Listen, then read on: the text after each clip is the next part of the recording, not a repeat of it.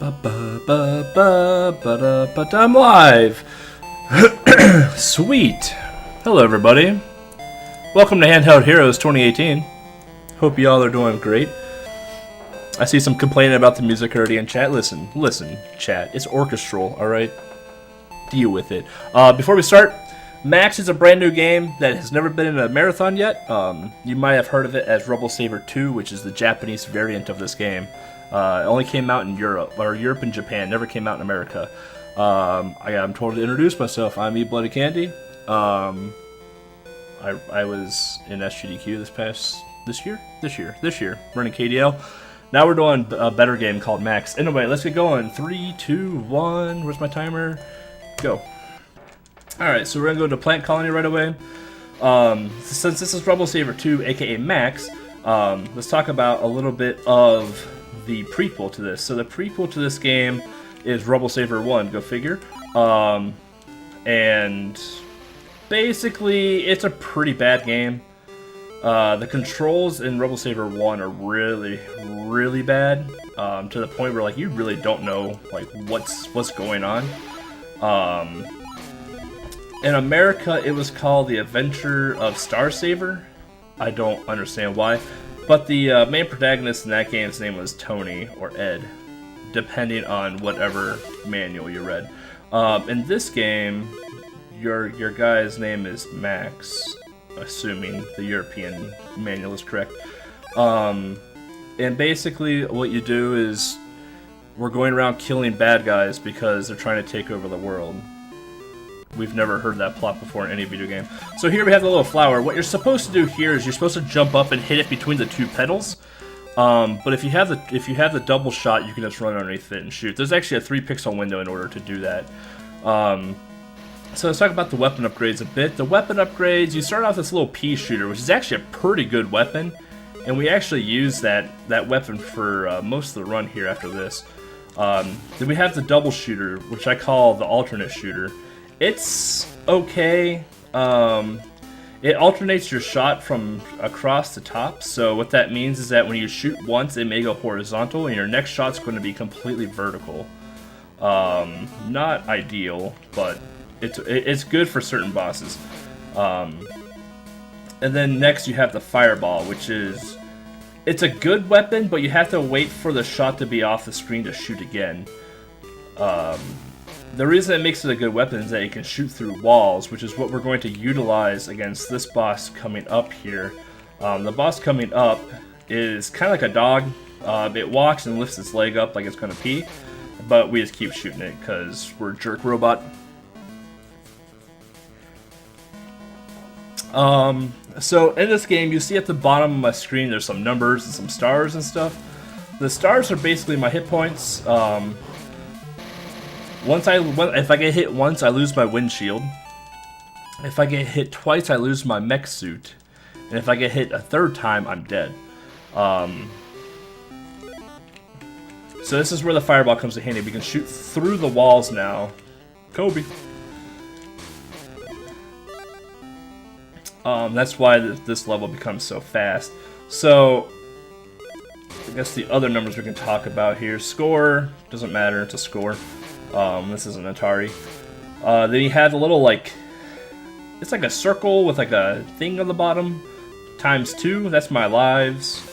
The ×4 thing is, I don't know what a bomb, I don't know, we don't use it, doesn't matter. So the point of this stage is this is the colony stage. And what you're supposed to do is you're supposed to kill every single thing on the screen. Rude. And then there's an exit door at the very end that will open up. Typically, getting hit in this game isn't too big of a deal. In Star Saver, or Rebel Saber 1, there's these peace blocks that you see right there. In this game, it instantly just heals you. There's no animation of healing or anything. Rebel Saber 1, once you collected a P block, you had to watch your guy get into the stupid mech suit. And like it was like a year. It was a year thing. Like it took forever. If you want to know more about Rebel Saber 1, if John Carls is still in chat, you can talk to him about that lame game. you see me like project this like thing out of my head. That's my grappling hook. So in this game, it features, I always have the grappling hook no matter what. In Rebel Saber 1, you have to collect, kind of like how when we fall into a pit we have a thrust. Well, in Rebel Saber 1, you have to collect the grappling hooks. So in this game, they pretty much replace the grappling hooks with thrusts. You'll see the thrust be utilized more later on in the game. We do abuse it quite a bit. What else is there to talk about this game? Like I said, this game is fairly new to the speedrunning scene. I made a leaderboard for this game about a month-ish ago. Whatever. And I'm still the only running leaderboard. I know Wolfmeric is in chat, and I know he's been talking about running the game. I'd be very excited to see what he could bring to the table in this game. There are a few glitches I'll try and showcase in Stage 6. Not gonna promise anything, but we can kind of abuse the pits at the bottom with, like, I don't know if it's pixel perfect, frame perfect, what's happening, but we can like jump out of pits and pretend they're not even there. So we have the single shot again. So the single shot is really good for fast killing, or quick kills rather. So the boss before this, we had to stand on the edge of that platform to fast kill a snake. This boss here is going to come down, and we're pretty much just going to smash and just tank the hit. Otherwise, he goes around the room, and you have to like hunt him down, and it's a nightmare to fight him the correct way. We have the Dreamland Colony, not to be confused with Kirby at all. This is like a candy land type deal, where we basically just have to go through and kill a bunch of these robots and goblins because they apparently taken over Dreamland. Apparently D2D was busy this day, so those knight guys right there, they're a pain. They take forever to attack. So typically, what we're going to do is just damage boost through them if they're in the way. And there we go. So these spinning platforms here have a really bad radio hitbox on them, or grab box, platform box, what do you want to call it? I don't know what you guys want to call it. You call it whatever you want, chat. You do you. And that if you actually stand, even if you stand in the middle of the box, you'll fall through it. It's a really good game. Very well programmed. So here we have that knight coming up, and if we waited, like we'd be waiting here for like 3 or 4 seconds for him to attack, and I don't have time for that because I have things to do. The gun square right there, that's your weapon power-up. You won't see us grab those. You'll probably see me grab 2 more throughout the entire run. That little jack-in-the-box guy up there, he's gonna throw 3 like bomb missile things. There we go. You're gonna see him, he's gonna drop like 3 bomb missile things basically, and he's gonna throw 1 troll bomb at the very end, so you kinda have to wait it out. This boss here is like a rabbit on a track. So basically we're trying to kill it off the screen. There we go. So now going into stage 6, we're gonna be down 1 hit point. So whenever we kill a boss, if we're down 1 hit point, we get a hit point back every time we kill a boss. That's basically what I'm trying to say.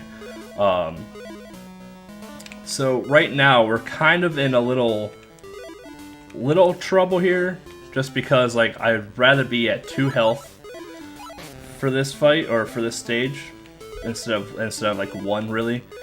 But it's still a big deal either way. Trigger the baller drop there. Then we have another ball drop here. So like this stage here is just basically remembering where the balls are to like dodge them.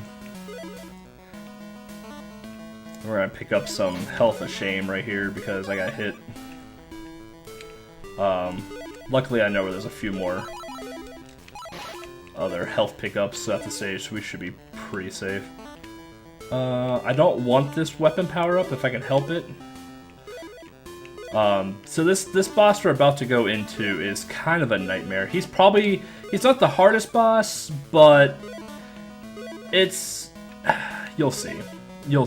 It's really hard to get hits in on him. He's not hard, it's just hard to get hits on. So I try to use the pea shooter to get 3 damage in right away. You can also use the fireball for this fight as well. The fireball's not bad either. But it's all about time time jumps and time shooting. So you can kind of see it's a little bit of a bullet hell right off the get-go here.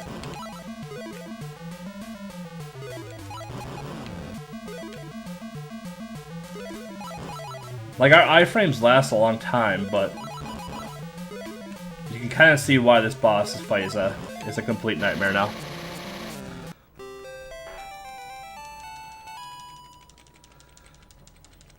Max is the European name for this. You can tweet at Infogrames as to why they decided to call it Max, or why the American version is for Rebel Saber 1 is called Adventures of Star Saber. So now we're gonna get this crappy little 2-shooter here. So you can kind of see what I mean by like the alternate shots here. You shoot one and it goes up like that. Yeah, dumb. Now we got the fireball back though. There's our glitch, but we couldn't get to the platform in time. Yeah, whatever. So that means we can't take the damage boost to this knight now. So you get to see how long that knight really takes to fire off.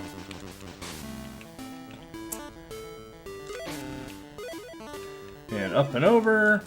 Each block takes 2 shots, and if you miss a shot with a fireball, you have to wait for it to exit the screen. It's just, ugh. So this is actually a trap right here. If you actually go up, you have to go through a bunch of spikes and stuff like that, and it's pretty much a beginner's trap. We use all of our momentum through that to swing over it. That's actually a lot harder than it looks. It's actually pretty tough to time when to swing Max across that pit. So here's the final boss. It's basically 3 heads, and it's a bullet hell. It's not laggy at all, it's your imagination. Missed the platform, so this is going to be a little laggy here.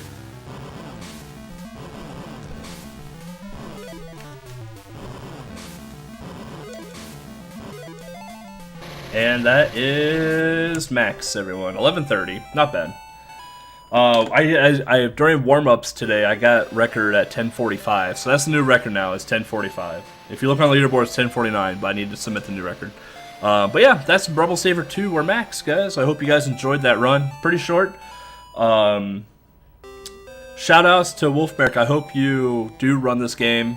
I hope you do find a lot of extra stuff in this game, because I'd be very willing to help optimize this game more and more. So anyone else in chat that watched the game that's interested in this game, please reach out to me. I don't know a ton of like the technicalities in this game, but I'm willing to help out with the routing and everything else. So yeah, you can catch me at eBloodyCandy on Twitter and Twitch. So anyway, guys, thanks again for coming out. Enjoy the rest of the marathon. I'll see you guys tomorrow morning with Shin-Chan.